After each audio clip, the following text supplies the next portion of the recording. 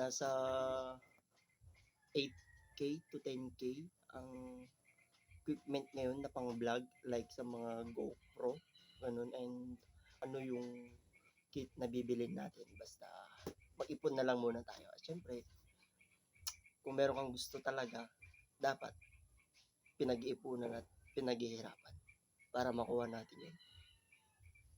And, wait lang, kasi nagluto ko ng kape. Oops, kung nakikita nyo yun, ito, mainit na tubig, guys.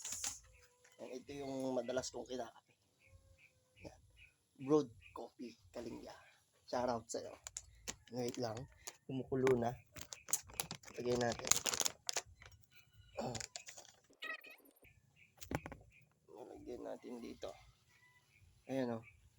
Kita nyo guys. So, dalawang kutsara. Sa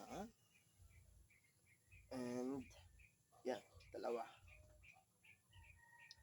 Time check 4:23 ng hapon. Ito kasi yung fasting time natin pag mga ganitong oras. Ang pagkakape.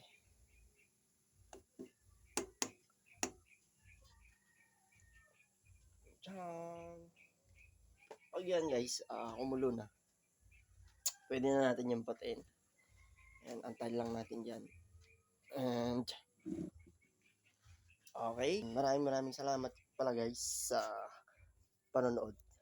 Sana itong pangalawang video ko na to ay magustuhan nyo. And ayun guys, finally kakabi na tayo. Ito guys, yun, pagkulo niya lang, ilalagay mo lang siya sa baso ito. Tapos to guys, wala siyang asukal. And kung gusto mo ng medyo may lasa, lalagyan mo siya ng asukal. Kahit brown sugar. Kahit maliit lang. Titikman natin.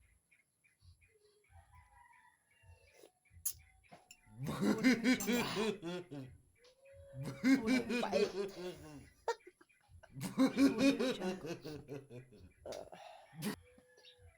Ito lang guys, dito sa lugar namin, minsan matahimik, minsan magulo, pero masaya. Dahil sa daily routine natin ng pagkakape. Kailangan kasi natin yun guys.